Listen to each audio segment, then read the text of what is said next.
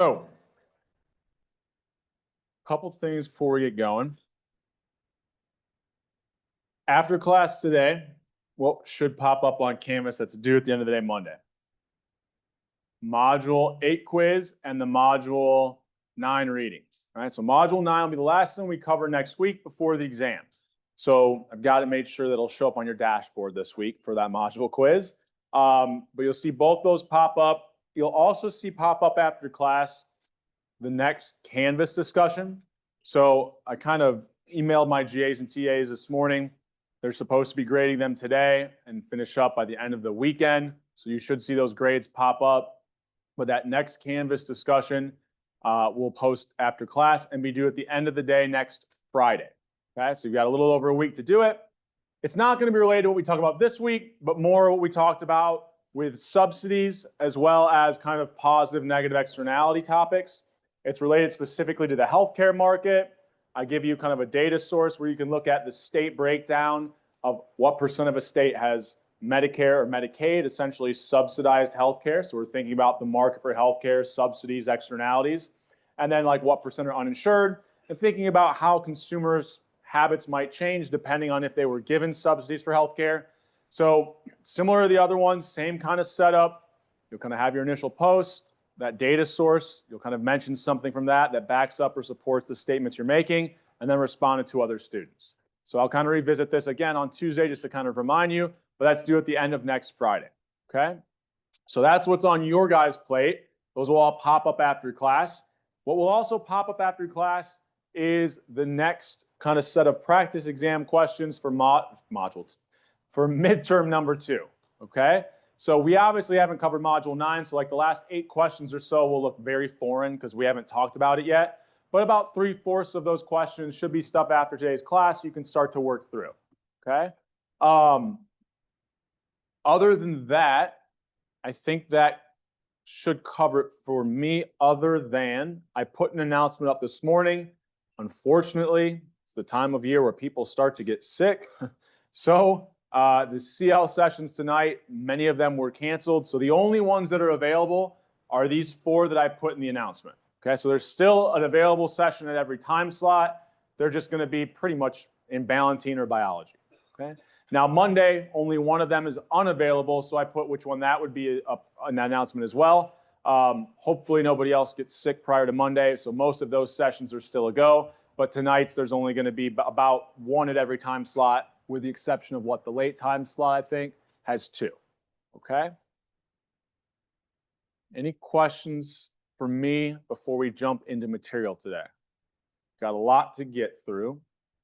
Was that my phone or something, or was that just really loud? It might have been my phone. Okay. All right. So got it off now. So no questions before we jump into material? Okay.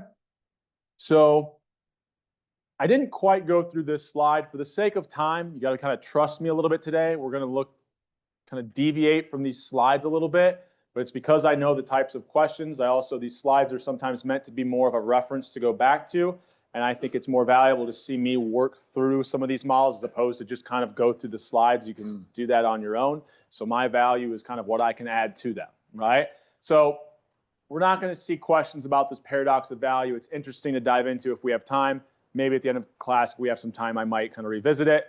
But what I want to start with today's class are these optimal consumption examples. So I'm going to skip this first one because I think that it's relatively kind of easy. Well, we'll go through this first one. I'll skip one of the other ones. I think this one's maybe worth going through. So let's say I had 2 goods and I'm making the decision between which 2 goods I want to buy. Right? I've got a certain amount of income and I'm facing certain prices. So this starts to look similar to like a budget constraint.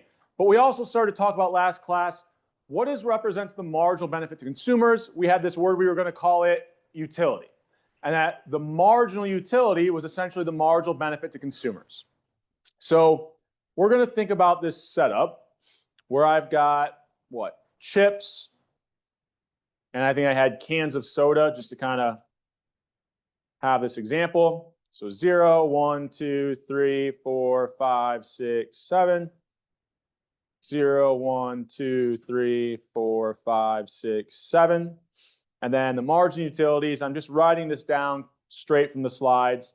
These would be values that were given.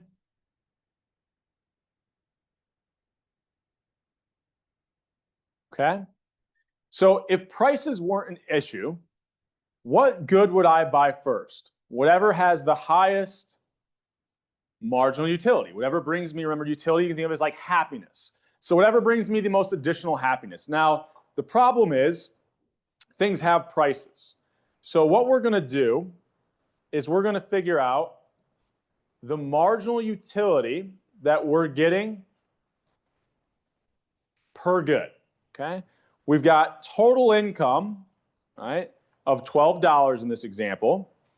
And what I want to do is, okay, I'm going to get a certain amount of utility, but if I have to spend money to do it, what do I really care about? How much additional utility am I getting per dollar I'm spending? So when I buy each one of these goods, the additional utility I'm getting per dollar I'm spending is whatever that additional utility is divided by the price I had to spend to get it, right? So for chips here, if I had the price of chips being equal to 1, this is going to be kind of an easy one. Well, everything divided by 1 is going to be the same value, right? So that kind of makes this example a little bit easier.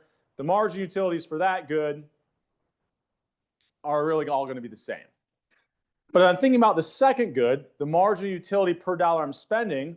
Well, if the price is 2, all of these would get cut in half, right? So I could kind of go down the line, do the math. I've now got my margin utility per dollar I'm spending. So you might see there's things like this in the practice exam, likely going to pop up on the quiz, right? How could I make the optimal consumption decision? Well, I'm going to start choosing whatever good has the highest margin utility per dollar. So if I think about the first bag of chips or the first soda, which has the highest margin utility per dollar? Which number is larger? Right? The chips, right? 18 is greater than 6, so I buy the first bag of chips. So I'm just going to do a running total. How much money have I spent? I just spent $1. That was the price of a bag of chips. What about the second bag of chips or the first can of soda?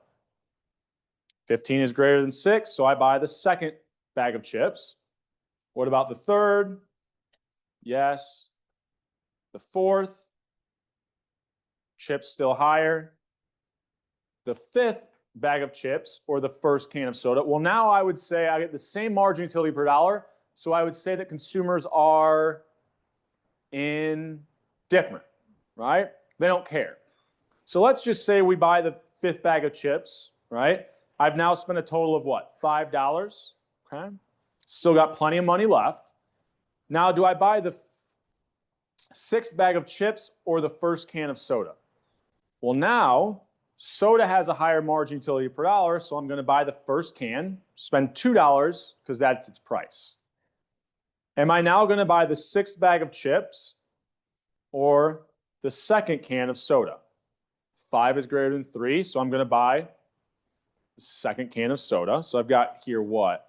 I've spent a total of 9, so we'll keep going. Sixth bag of chips or the third can of soda, 4 is greater than 3. So I've now spent a total of what? Whoops. Oh, sorry. I wrote 2 down twice. $11, right? So here's where we can kind of get some weird things happening. So I've still got $1 left to spend, right? What's true about the margin utility per dollar of the fourth can of soda and the sixth bag of chips? They're exactly the same, so I'm indifferent. If I ever get this point where I'm indifferent between two goods, I'm always going to choose, if I get the same margin utility per dollar, which one of them is more affordable, whichever one has the lower price. So the tiebreaker, essentially, if they have the same margin utility per dollar, would be whichever good is cheaper. In fact, here, if I've only got $1 left, I can't afford to buy that fourth can of soda. I can only afford that sixth bag of chips. Now I've spent all $12. I've got 6 chips and 3 cans of soda, right? That's my optimal consumption bundle, okay? So that's kind of the process that you would use. Now, the math might get a little more complicated. If I'm not dividing by 1 here as the price, I might have to do a little bit more work. But the same kind of procedure would work, right?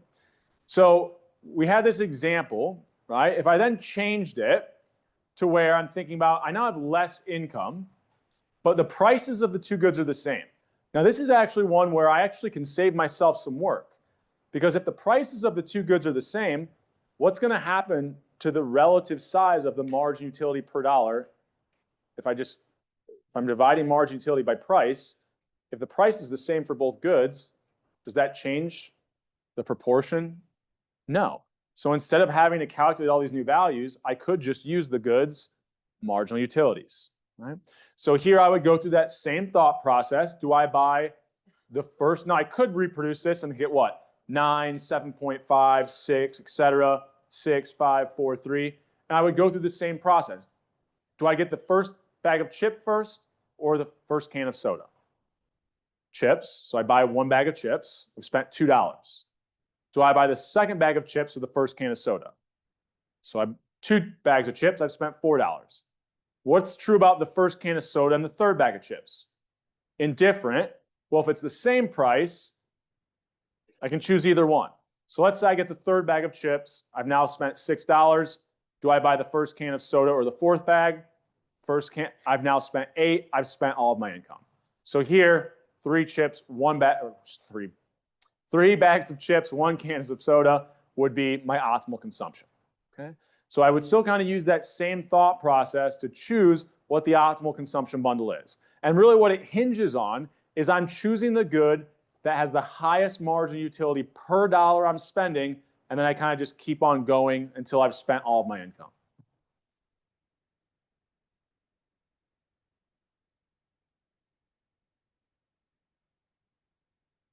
When they're the same price? Well, then the order wouldn't matter, right? So let's say I buy 2 bags of chips and the first can of soda. I still have $2 left. Will I buy the second can of soda or the third bag of chips? Third bag of chips, I end up at the same point. Right?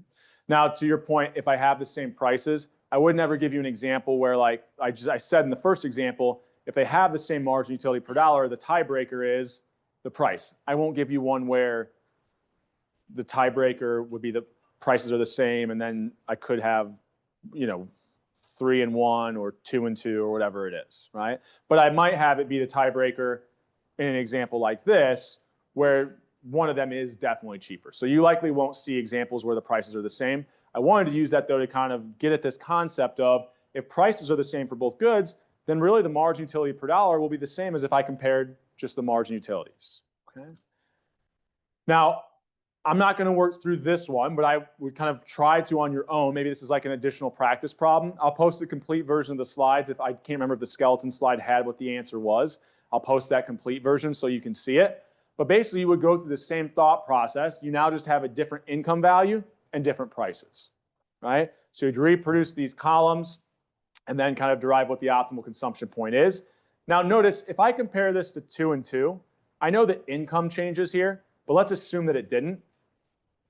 If the price of chips is now higher and the price of soda is lower, the optimal consumption bundle should be in the end that I buy more of whatever is cheaper, so more soda and fewer chips. Sure enough, right? Like instead of like, oh, what happened there? Hold on. It skipped way ahead for me. I must have had my mouse setting on something. There we go. All right.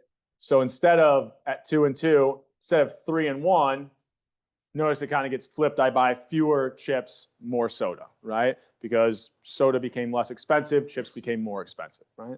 But this would be a good one to kind of work through and make sure you can kind of reproduce this answer on your own, okay? Any questions on that idea?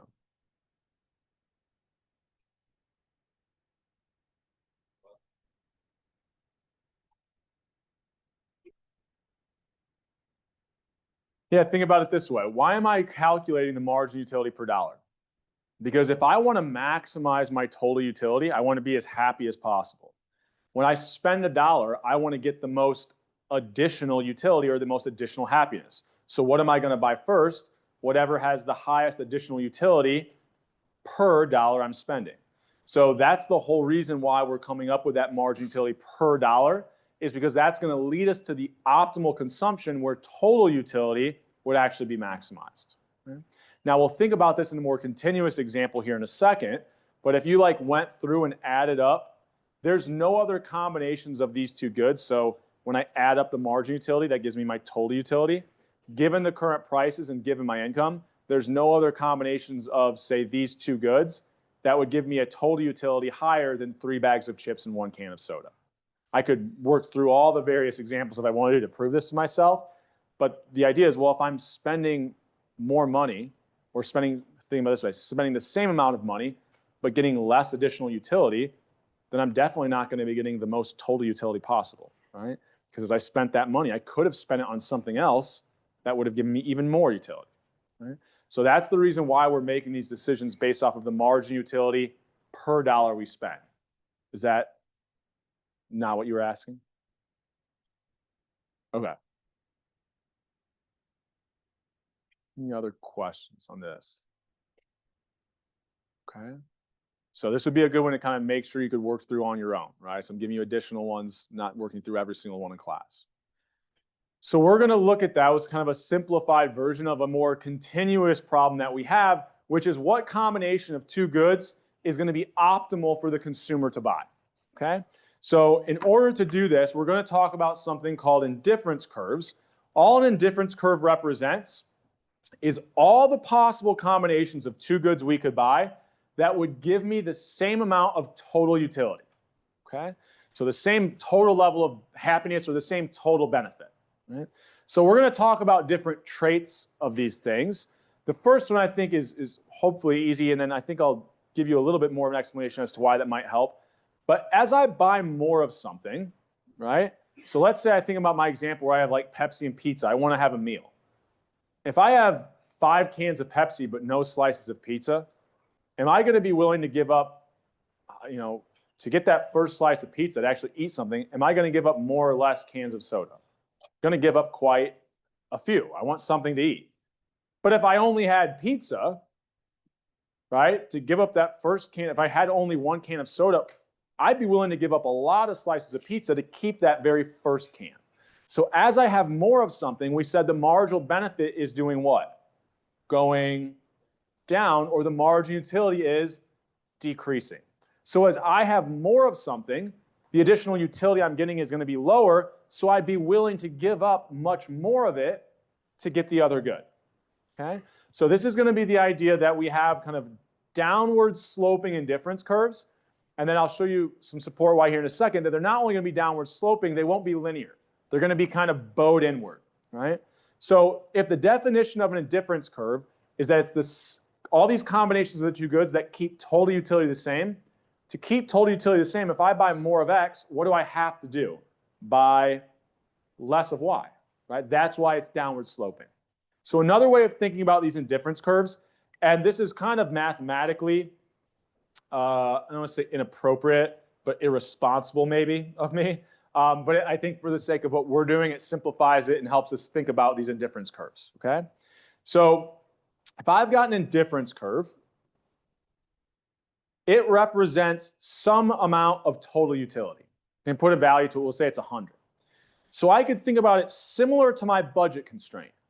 Instead of income, right? Budget constraints were the different combinations of the two goods I could buy that I'm using all of my income. So here for an indifference curve, it's going to be different combinations of these two goods that I could buy that give me not total that I'm spending all my income, but that give me the same total utility. So how much utility am I going to get from good X? However many units I'm buying multiplied by the margin utility of good X. And then how much total utility am I going to get from good Y? However many units of good Y I'm buying times the margin utility I get from good Y. So if I rearrange this similar to my budget constraint, right? So what's on my X and Y axis? Quantities.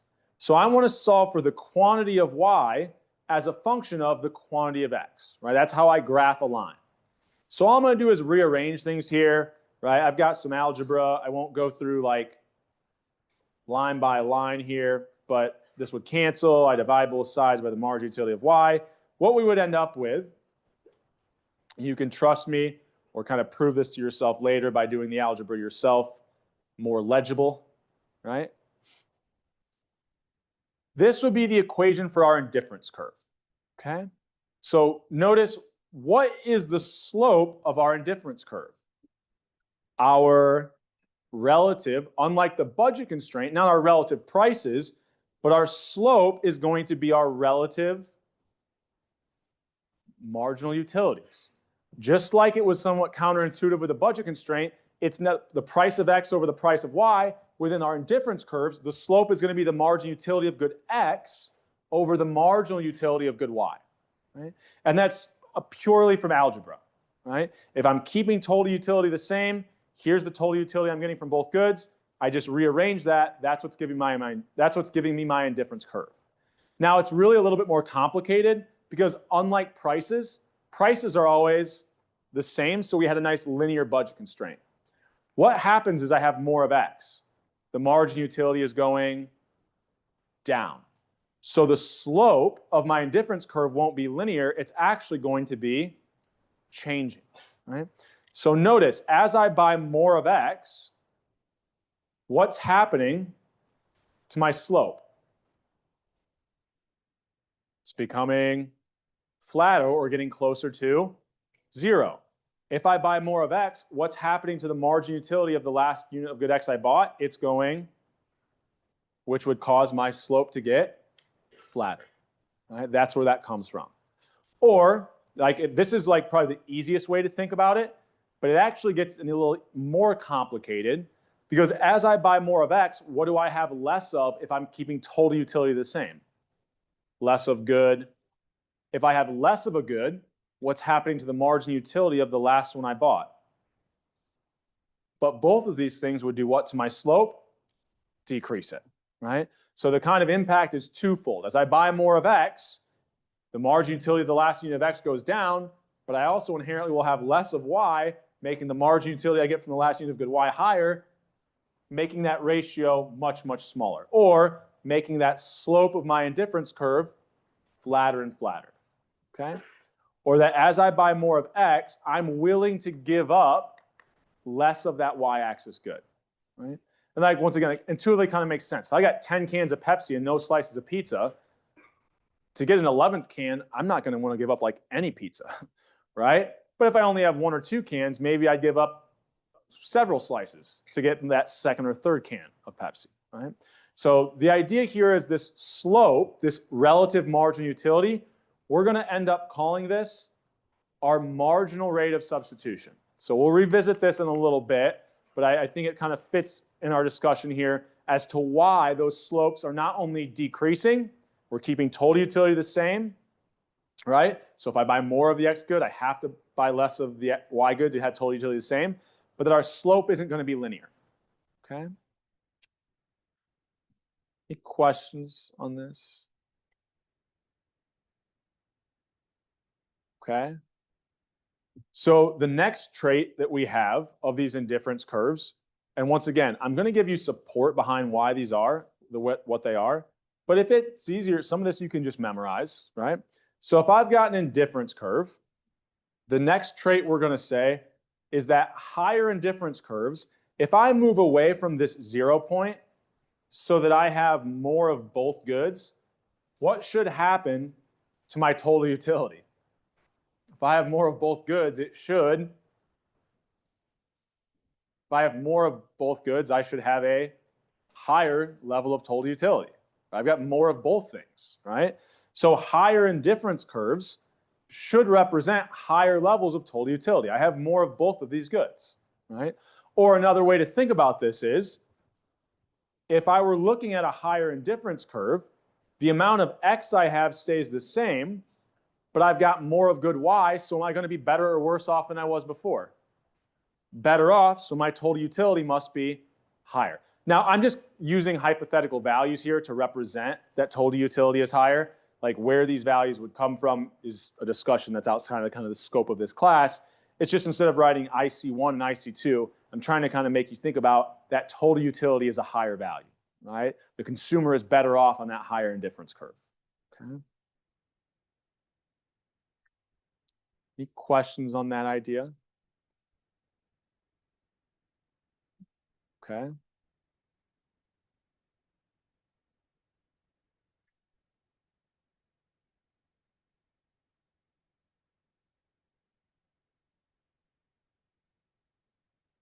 So you should know that when you draw an indifference curve, higher indifference curves represent higher amounts of total utility. So yes, you should be able to draw two indifference curves and know which one represents a higher level of total utility. Yep. Okay. Any other questions on this? So we're going to get some tougher stuff at the end. So I'm trying to go a little quicker through this early stuff. So the next trait we have is that we can't actually see indifference curves cross. So this red line is going to be something that can't happen. So let's think about why, right? If this did represent, so let's say this represented a higher amount of total utility. If I think about these 2 points, well, at this point, would it make sense that this red indifference curve provides me with more utility than this first one? Well, I've got the same amount of X, but more Y, so my total utility should be higher or lower? Higher. We have the same amount of one good, more of the other, I'm better off, right? Okay, so that makes sense that this would be a higher indifference curve. 300 as opposed to 100, right? A total utility value. But if I'm down here, I've got the same amount of good X, but I've got less of good Y. Should my total utility be higher or lower? Should be lower. So if they ever cross, I'm going to have some points where it kind of makes sense that my total utility is higher, but other points where my total utility should actually be lower. So we can never have our indifference curves cross, because otherwise one of these isn't going to make any sense, right? So it's going to have to be that our indifference curves, higher indifference curves, will represent higher amounts of total utility, and they will never cross. So when I draw these indifference curves out, you'll notice what I try to do with the first two is I'm always going to draw them as what looks like, and you can do the same thing. What kind of shifts are these? I'm trying to keep the slopes the same. They look like they are outward parallel, right? If I'm keeping slopes the same, so they can never cross.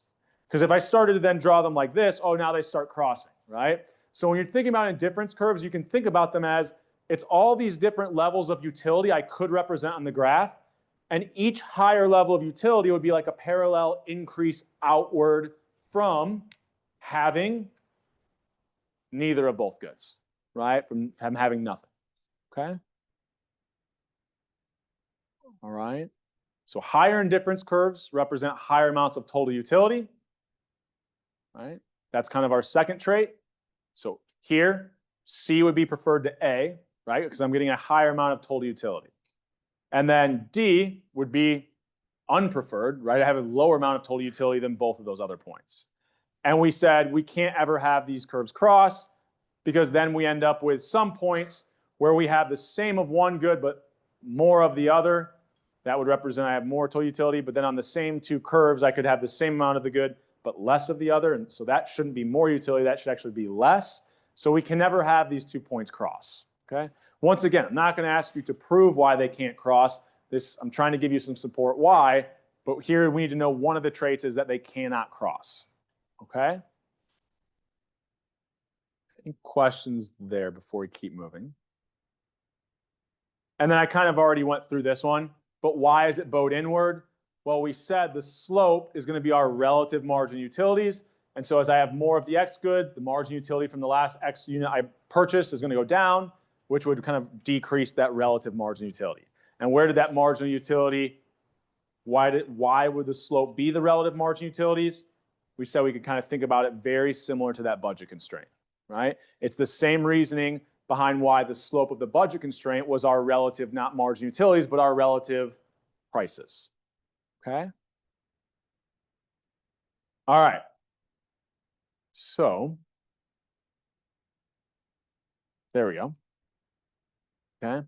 So I kind of jumped the gun a little bit, but that slope of our indifference curve, those relative margin utilities, the name we're going to give to that, oh, there we go, is our marginal rate of substitution, right? So that slope is just, well, my mouse is clicking and I don't want it to. Hold on. So there we go. That marginal rate of substitution, or the slope of our indifference curve, we said was just that relative marginal utility of x to the marginal utility of good y. Now, it's always going to be negative.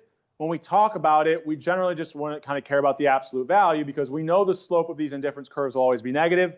We just kind of care what the absolute value is. Okay? So thinking about what that marginal rate of substitution is telling us, as I have more of the x-axis good, so like in this example, when I don't have very much Pepsi, I might be willing to give up 6 of the y-axis good to get 1 more unit. As I have more cans of Pepsi, as I have more of that x-axis good, I'm going to be willing to give up less and less of the y-axis good. So maybe now to get 1 more unit of Pepsi, I'm only going to give up 2 slices of pizza, or that marginal rate of substitution is getting smaller and smaller, or the slope of my indifference curve is getting flatter, right? It's representing when my slope is getting flatter, it's representing I'm willing to give up less of that y-axis good, or that marginal rate of substitution is going down, okay? So here would be kind of our marginal rate of substitution, right? That's the slope of our indifference curve. We'll kind of use that here in a little bit and moving forward, okay? Any other questions on that before we keep moving? Okay, so why would this have to be true? Maybe here's a different way of thinking about it. If I want to buy 1 more of the x-axis good and the marginal utility I'm going to get is 60. Let's say the marginal utility from the y-axis good is 10. To get 1 more of the x-axis good, how many of the y-axis good would I be willing to give up? Well, if I'm going to get the additional utility from x is 60, and if I give up a unit of y, I'm only losing 10, how many of units of good y would I give up? If I'm gaining 60, to equally offset that, remember, an indifference curve represents the same amount of total utility. So if the additional utility I'm getting from good x is 60, and every unit less of y I buy, I'm losing 10, how many units of good y would I be willing to give up? 6. That's our marginal rate of substitution, right? It's just that relative marginal utility of good x, 60, over the marginal utility of good y, which was 10, giving us that marginal rate of substitution of 6. That's kind of the more intuitive reasoning behind what that slope represents to us, okay? All right, so if I just wanted to do some calculations of this, and here I think in the original slides I had movement from point A to point B, and someone pointed out my picture, the negative signs don't make sense. We really don't need to worry about the negative signs because we could do a movement from A to B or B to A, and we know the slope would always be negative. So let's, for a second, don't worry about the negative signs. Let's just think about it this way. If I was moving from point A to point B here, if I wanted to go get 1 more can of Pepsi, right? If I don't have my marginal utilities, just like with a budget constraint, if I don't know the prices, what could I use to calculate slope? If you have a line on a graph, what do you use to calculate the slope? Whatever is on your y and x-axis. What's on my y and x-axis here? I didn't write it, but I've been writing it here. I always have Q, or the quantity, right? Quantity of Pepsi, cans of Pepsi, quantity of pizza, the number of slices of pizza. So if I don't have my marginal utilities, I can still find my slope using the quantities. So if I want 1 more can of pizza, right, how would I find the slope? It's the change in y over the change in x. So my change in x would be 1, going from point A to point B, change in x is 1. If I go from point A to point B, y is going from 5 to 3, my change in y is, so 2 over 1 would be 2. My marginal rate of substitution is 2. Now I know that if I use the quantities to calculate that slope, that marginal rate of substitution represents that ratio of the marginal utilities. So even if I don't know them, the quantities can tell me what that ratio would be. Now we said, as I have more of the x-axis good, what should be happening to that marginal utility I'm getting from good x? It should be going, if I have more of something, the marginal utility is going down. So my marginal rate of substitution should be going down, right? If that numerator is smaller, my marginal rate of substitution will be lower. So if I instead think about A to B, if I think about moving from point C to point D, well, if we know the marginal rate of substitution here was 2, or that -2, right? That slope was -2. What should be the new marginal rate of substitution when I have more of x? It should be lower.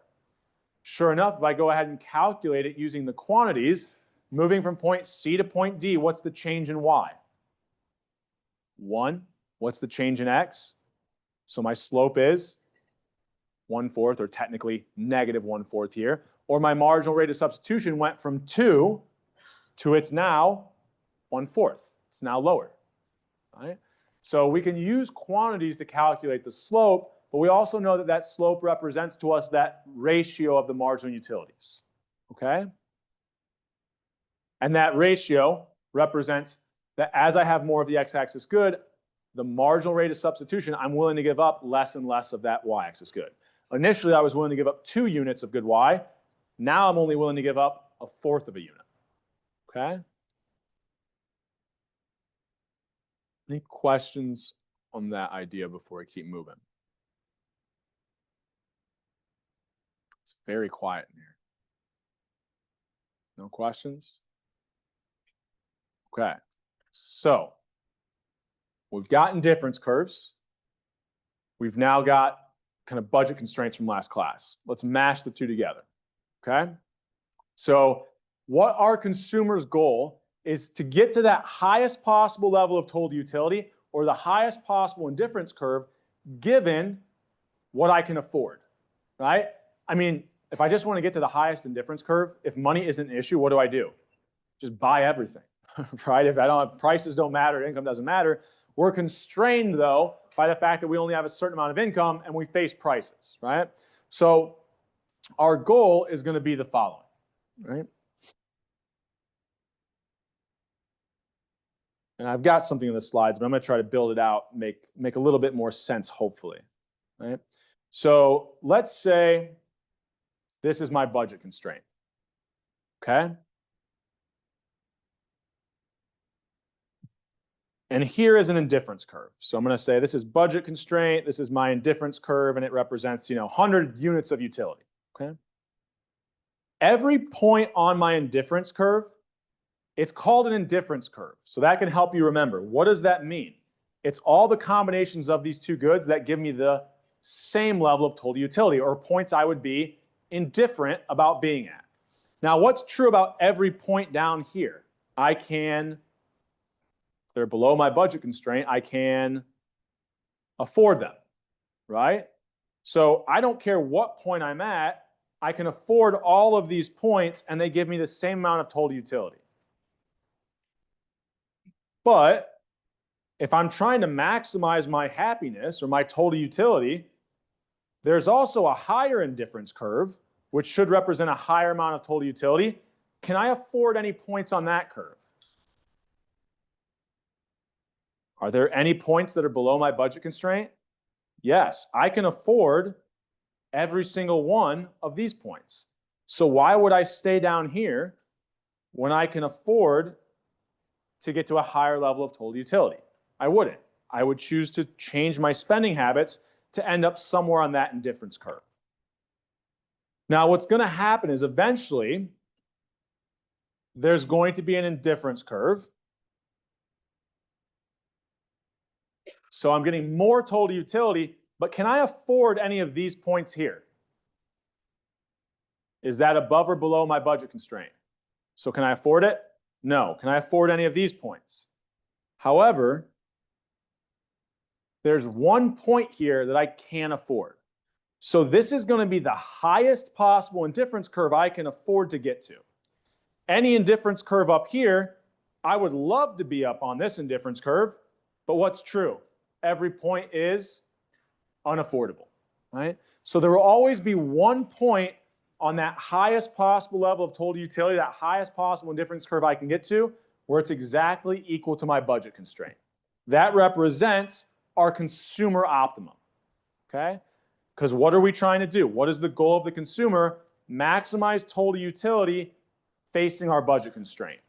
This is just that visual representation. Getting to the highest possible total utility given our budget constraint. We're just putting those two things on the same graph. Right?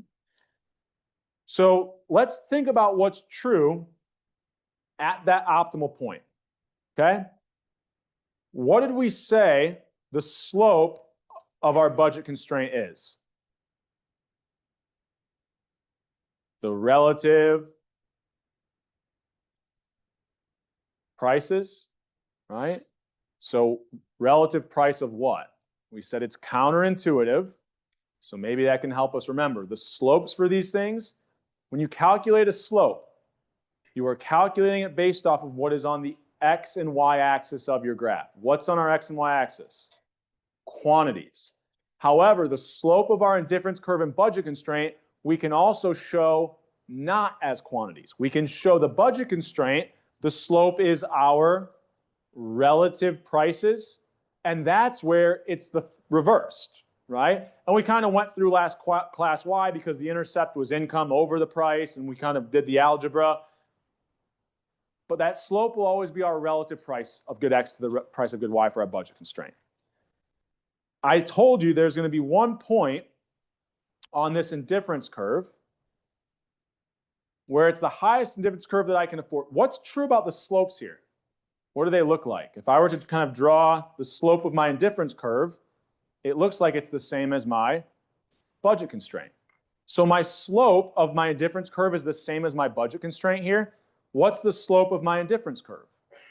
If I don't use quantities, that represented my marginal rate of marginal rate of substitution, which we said was the relative margin utility of X over the margin utility of good Y. Similar to our budget constraint, the slope was our relative price of good X to price of good Y. Okay? So if these two things are equal at that consumer optimum, right? That was the highest possible difference curve we can get to given our budget constraint. Then what is going to be true? The margin utility of X over the margin utility of Y, or the slope of our indifference curve, is the same as the slope of our budget constraint or our relative prices. If I just rearrange this a little bit, I use some algebra. Let's say I move the margin utility up here. I divide by both sides by price.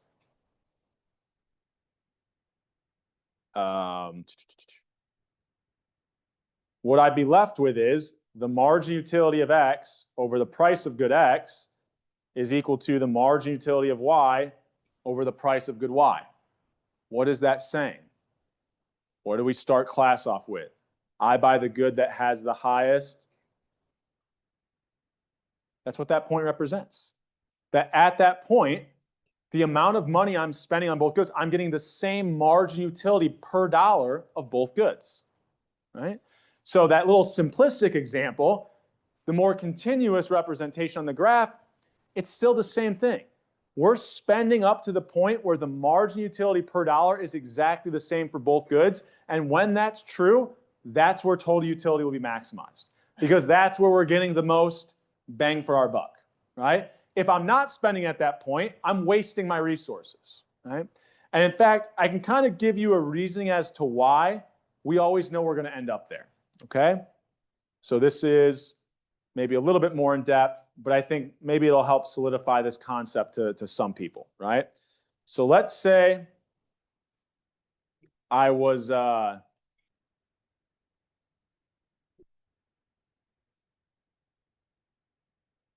so I want to get to this indifference curve. And let's say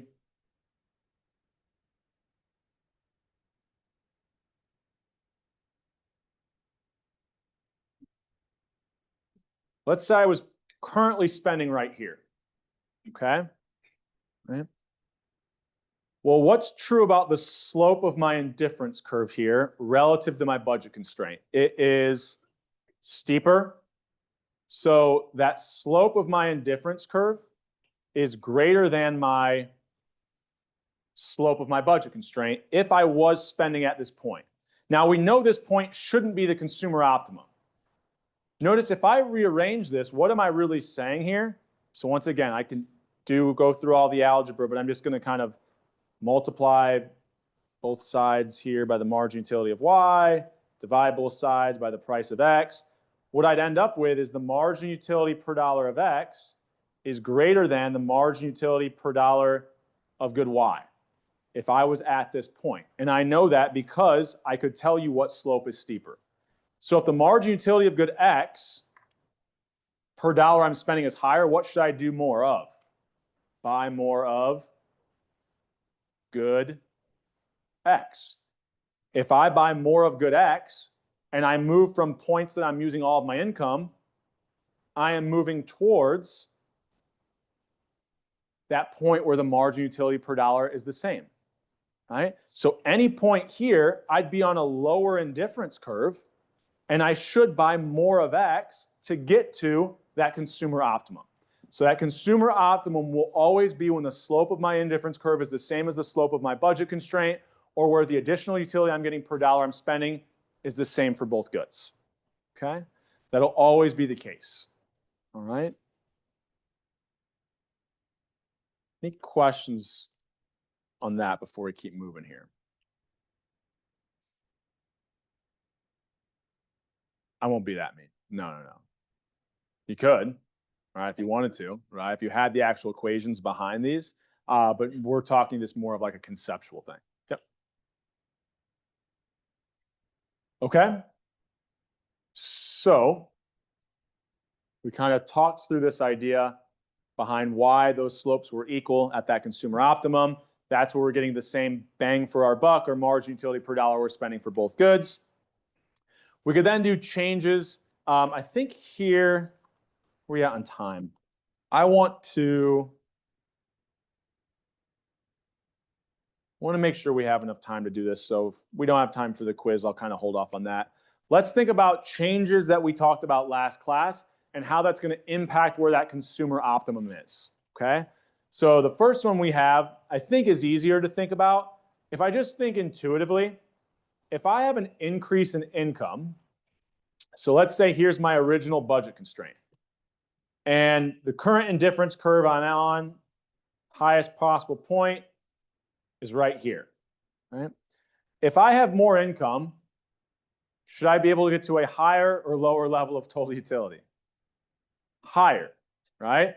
We said a higher amount of income is going to do what to my budget constraint? Shift it outward, right? And it's going to be a nice, the relative prices haven't changed, so it's going to be a nice kind of parallel shift, right? The slope is the same, relative prices haven't changed, but I have more income, right? So every point here used to be points that were what? Unaffordable, or there were indifference curves here I couldn't afford to be on. This was the highest possible indifference curve I could get to. After the income change, what's the highest possible indifference curve I can get to? Something, much higher than wherever I was at before, right? So income increases will allow me to get to higher indifference curves. If I had an income decrease, what's going to be true about my consumer optimum? Am I going to be at higher or lower quantities than I was before? Well, income decrease, my new budget constraint is down here. Can I afford that same indifference curve anymore? No, I'm going to be on a, lower indifference curve or a lower total utility. So income changes, I think, are kind of easy to think about what's going to happen to my total utility. Right? Now, we're going to use these income changes when we talk about income and substitution effects in a little bit. Okay? One way I might also start to introduce this idea of real income, let's say I didn't have a change in income here, but I had an increase in the price of both goods. Which color shift is this going to look like? Blue. Why? Because if I have the same dollars in my pocket, but goods are more expensive, what happened to the value or what happened to my real income? The value of that income. Same dollars in my pocket can now buy less. So when prices go up, it's almost like I've seen a decrease in income, even if I didn't. So what we would call this is when prices go up, I haven't seen a change in income, but I've seen a change in my real income. This is the idea of inflation. When we have inflation, I've got the same salary, but I can now buy less. My life feels like it's worse than before, right? Or I can afford lower amounts of total utility than I could before, okay? So we want to start to think about like these shifts aren't always, these parallel shifts aren't always income. It could be changes in real income, right? So let's instead, and I want to make sure I do something different that's in the slides just so we have different combinations or different examples. So instead of a price, yeah, this is what I want to do. Also, I feel like when I talk to myself like that, I sound mildly crazy. So this is what I want to do. And if you watch Kill Tony, they had this guy on who was like, I don't know what his bipolar or something, and he was like doing the same thing, and now I'm realizing maybe I have a touch of it. So let's say I was previously kind of at this point, right? If instead, right, I see that the price of my Y good, and let's say it goes down, okay? So if I'm buying X, I can still afford how much? If the price of Y went down, but I'm only buying X, the exact same amount, right? But if I'm buying good Y, I can now afford to buy more. So we said price changes won't cause a parallel shift in my budget constraint, but it causes my slope to change, right? Now, what's true, there's all these points here before that I could afford, that I couldn't afford that I now can, right? And in fact, there's going to be an indifference curve, right? Where before I couldn't afford any point on this curve. Now there is a point I can afford. So when prices went down, I can now get to a higher amount of total utility, okay? Now, we can start to think about, am I going to buy more or less of the Y or X axis good? What's the slope of my budget constraint? The relative price of good X to the price of good Y. And we said that's the same as that marginal rate of substitution. Now, here's why we don't care about the negative signs, because if both of them are negative, we can really just use the absolute value. So when the price of Y went down, what should happen to my new optimum's marginal rate of substitution? Well, if the price of Y goes down, my denominator is smaller, this fraction should be larger. If this represents my marginal rate of substitution, that should now be greater. Sure enough, what's true about the slope at my new consumer optimum? It is now steeper or a larger value, right? So we can say with price changes, what's going to happen to that marginal rate of substitution at that consumer optimum point, okay? And now I could do, I think in the slides, we'll work through a different one, but I could do a price increase or decrease in Y. I could do a price increase or decrease in X, and it would have kind of slightly different changes, right? So here, a decrease in the price of Y means that I'm going to be willing to give up a little bit more of Y to get X, and that's because I can now afford to buy more of good Y. I could kind of do the flip of this, where what did I have a change in here? Well, what axis did I see my budget constraint shift on? So I must have had a change in the price of my X-axis good, or Pepsi here. Now, it went down, so if I can afford less than I was buying before, it must have been that the price of X went. So this must be, if I asked you what does this represent, it must be a price change in X, and the specific price change is that the price must have went up, or a price increase in X. When the price of X goes up, am I going to be able to afford the same amount of total utility as I was before? No. What do I end up on? A lower indifference curve, right? So I end up on a lower. Now here I drew this out to kind of show you I might be able to afford the same amount of Y that I was buying before, but at this new point, given these new prices, I can now afford to buy less of good X. So if I have the same amount of one good, less of the other, I must be at a lower indifference curve or a lower amount of total utility. Now, when I had a decrease in the price of good Y, that increased my marginal rate of substitution. What did the decrease in the price, or sorry, what did the increase in the price of good X do? It made my slope steeper. So it also did what to my marginal rate of substitution? Increased it, right? The marginal rate of substitution is the slope of my budget constraint and difference curve at that consumer optimum. So different changes in price, depending on what good we're looking at, would cause the same price increase in X and a price decrease in Y, both cause my marginal rate of substitution to go up. And then the reverse of those two would cause my marginal rate of substitution to decrease or become flatter, right? Flatter curves, okay?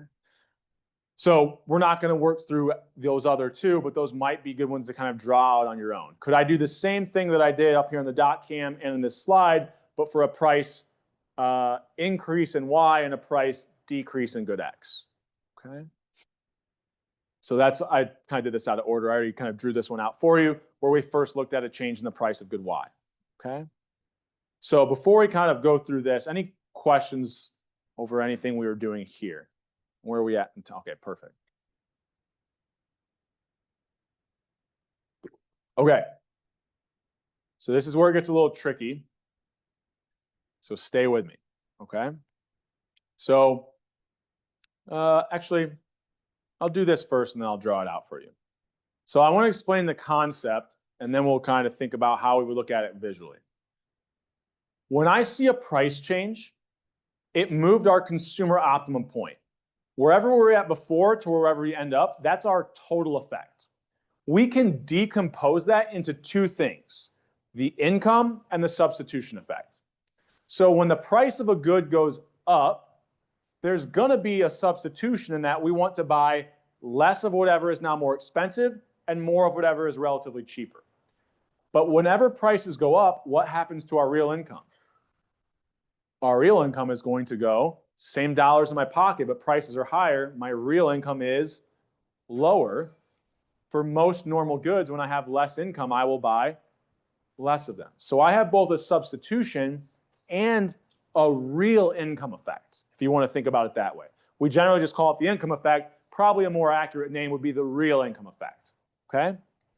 So we're going to try to think about how we could graphically look at both of these effects, okay?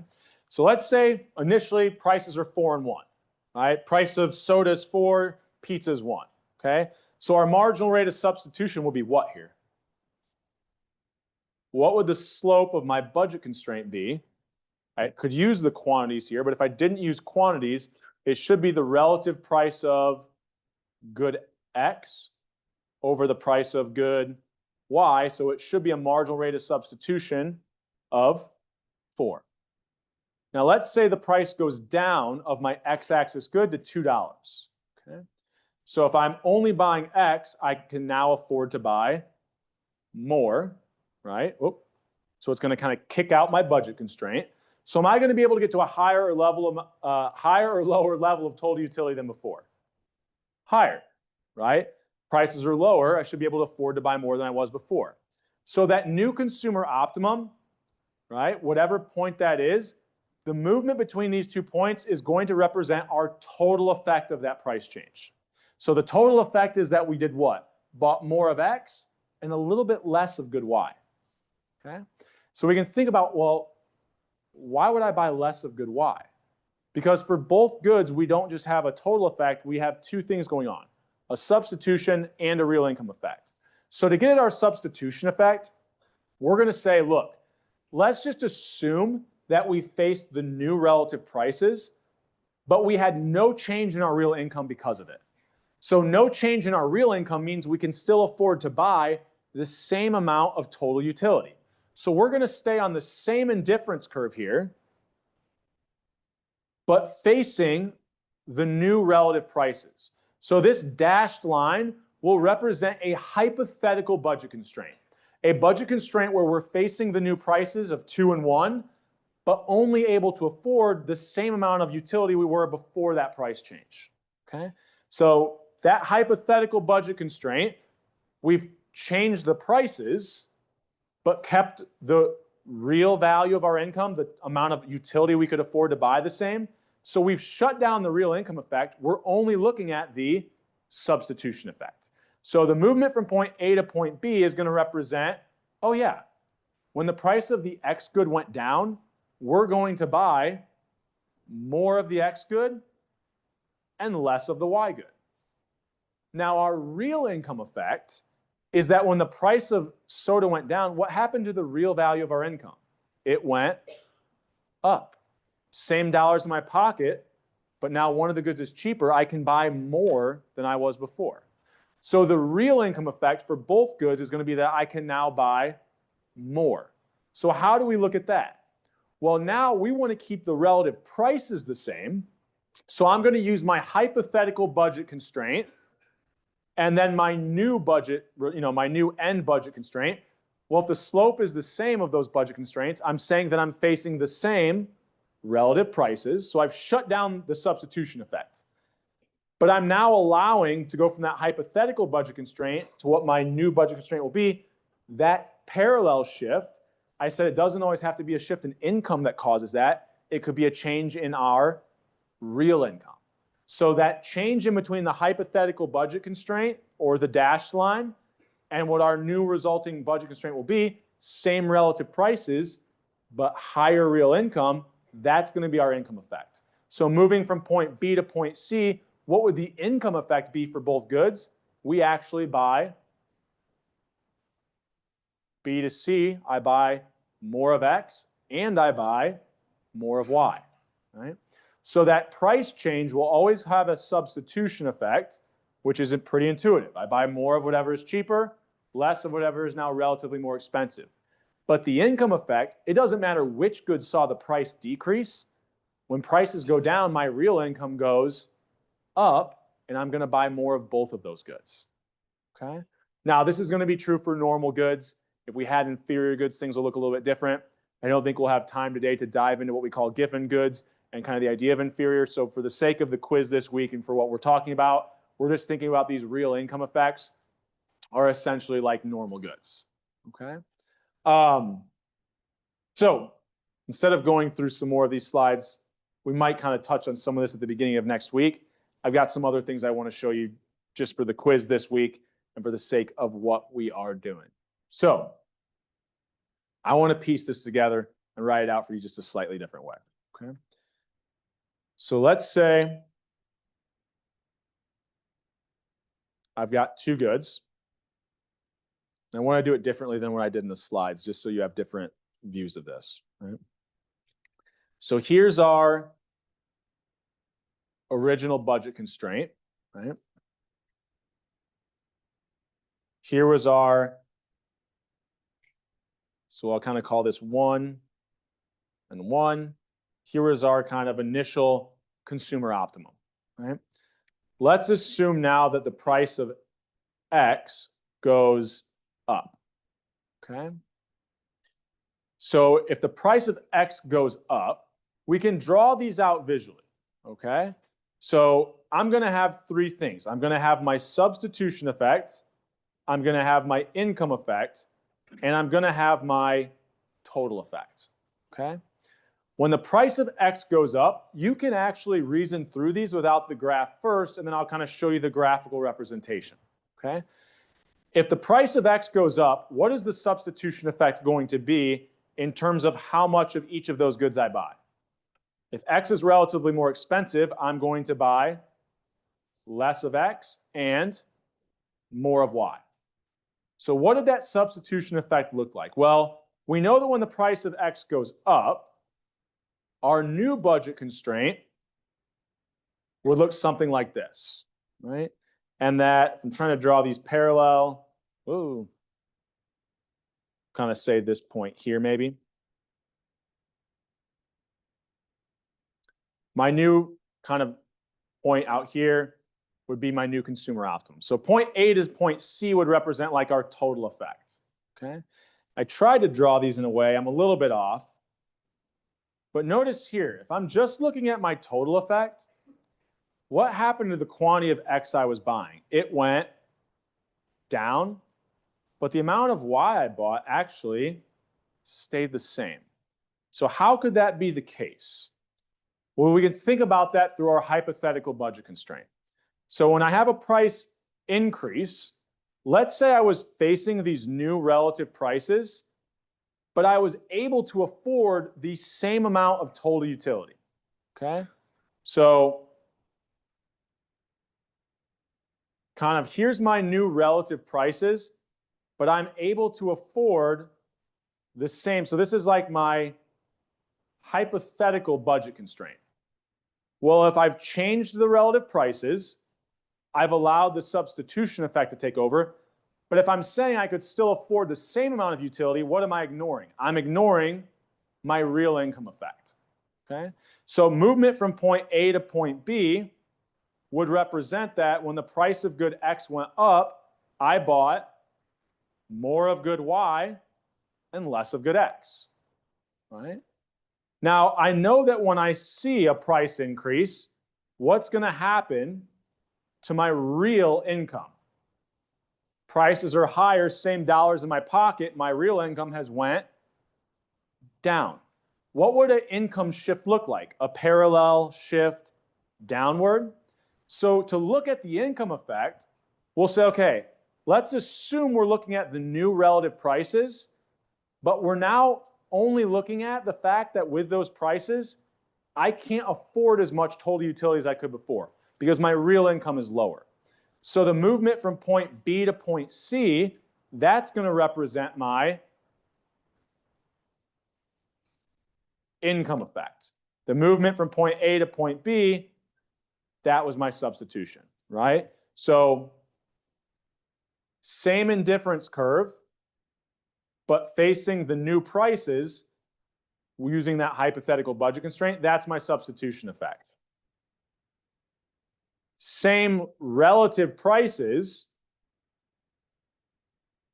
but kind of new real income, that was what was representing my income effect. So what was my income effect here? For both goods, when my real income went down, I bought less of both of them, right? So I had a decrease in the quantity of X and a decrease in the quantity of Y. So in this case, the fact that my total effect for Y was that it didn't change, what was true about the income and real effect for Y? They must have been, well, if one of them was increasing, one of them was decreasing how much I was buying of Y. If I buy the same amount, they must have been the exact same, right? So here, if I ever had the income effect be larger, what would my total effect on Y be? That I actually buy. So if one thing is decreasing it, one thing is increasing it, and I tell you the thing decreasing it is larger, the new total effect will be that I buy less of good Y. If I told you the substitution effect was larger, what would the total effect on Y be? I actually would have bought more, right? So we don't really know what that total effect is going to be, right? If we have the income and substitution effect working in opposite directions. This kind of starts to look like back in module 3, we would say the change or the total effect would be indifferent, right? But we can identify these substitution income effects using that hypothetical budget constraint. But you can also just use intuition. If I didn't have this graph, when the price of X goes up, just from purely the substitution effect, I should buy less of X and more of Y. However, when the price went up, what did that do to my real income? Decreased it. So for normal goods, when I have less income, I'm going to buy less of both goods. So you can use kind of what we talked about in module 3 to know what direction that income and substitution effect will be. I would maybe try to take a little bit more time with the slides or kind of what I drew up here to think about how I identify where those are at on a graph using this hypothetical budget constraint. For the sake of this quiz, the directional changes should be all you need. But kind of going into the exam, we have a little more time next week and then on exam review to review these questions, we'll want to be able to identify this using these graphs as well. So given where we're at on time, right? I think next class, I had some extreme interesting examples and then also this idea of a Giffen good where we start to think about inferior goods in this model. We'll save all this for next week, okay? I'll probably start off, kind of review this a little bit, and then we'll dive into Module 9, because Module 9 really shouldn't take us as long. So what I want to do before we get out of here today is take a look at this problem, right?